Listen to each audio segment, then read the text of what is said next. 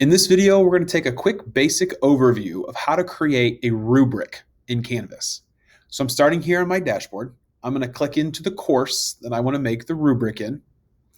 Once I'm in, I'm going to come over here to the left side navigation and find Rubrics.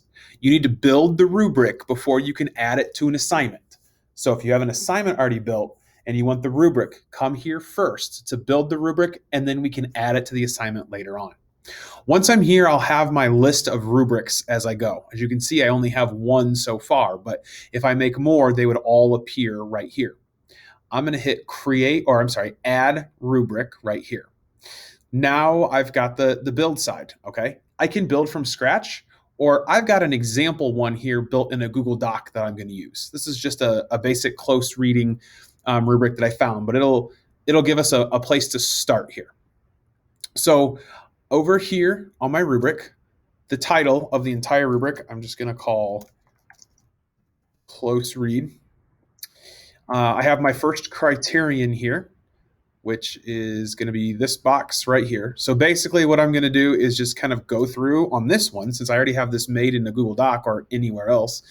I'm just going to kind of copy and paste it in through here. So I won't do the entire rubric, obviously, here on the video. I'm not going to make it that big, but I'm just going to kind of show you what I'm doing. So description, I just put what does the author say? And then in the longer description, I'm copying this other box that kind of explains what I'm looking for this criterion. All right, so now I have kind of the criteria here. Now I can fill in the rating. And if you notice, it starts with a default of 5 points.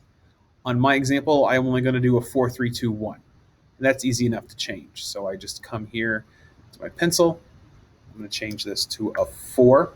Now I've got to have something in both of these boxes. So you can kind of make it whatever you want. And this one I'm going to do exceeds expectations.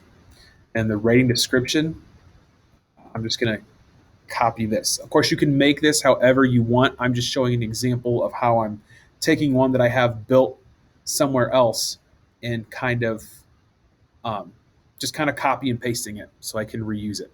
So I'm ready to add I did the 4, just push the plus. It's going down a little bit different. I want to do the 3. Come over here, copy, paste that. I got to have a rating title.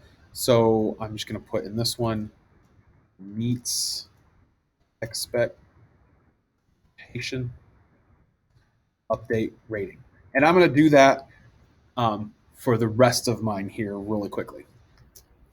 So I have my first criterion. I'm ready to add my next one. I simply come to add criterion right here. I can either duplicate that one and just kind of edit it if I'd like to, or I can create a new criterion. So I'm just going to go ahead and create new criterion. And again, that's kind of that first box on my already made rubric. It's kind of my, what am I looking for over here? So I'm going to take this one and put it, in my description here of what it's called. And then I don't have to have a longer description, but in my one that's already made, I kind of already have that here. So I'm going to use that same one over here.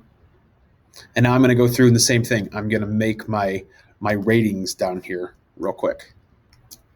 All right, so I have all of my criterion and my ratings built. Again, for this example, I just copy and pasted it from one that I already had made. It went pretty quickly. I've got them on there. Each category is worth 4 points for a total of 12 points. I can add outcomes just like we've done on the quizzes and things. If I want to add outcomes, which remember outcomes are just standards. So I want to attach those. I would follow this right here and go through adding outcomes like I have in the past. When I'm ready, I can just hit create rubric. So now it is there and created and ready for me to use. So now we'll take a look at adding it to an assignment.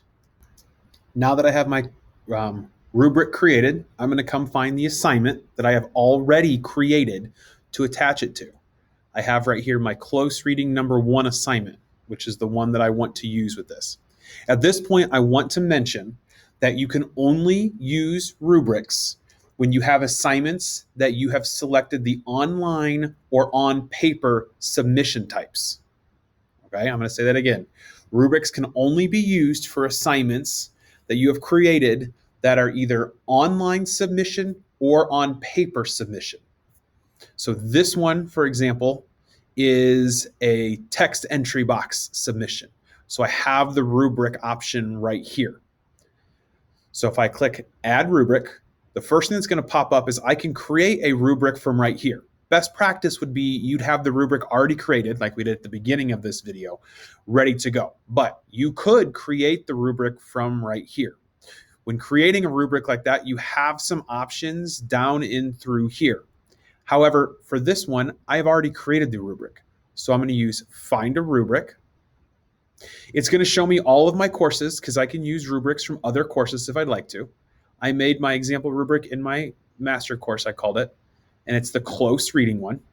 And then I click on the title one more time right here. Now it adds that rubric for me. Here's that close reading rubric that I have created. It's worth 12 points. When I built the assignment, I told it was 12 points. I'm ready to use this with my students. It's ready to go. So that is the most very basic of creating and adding a rubric. There are other pieces of that. I would suggest, if you want to know more about rubrics, going to the Learning Canvas course that we have provided you with and finding the rubrics button.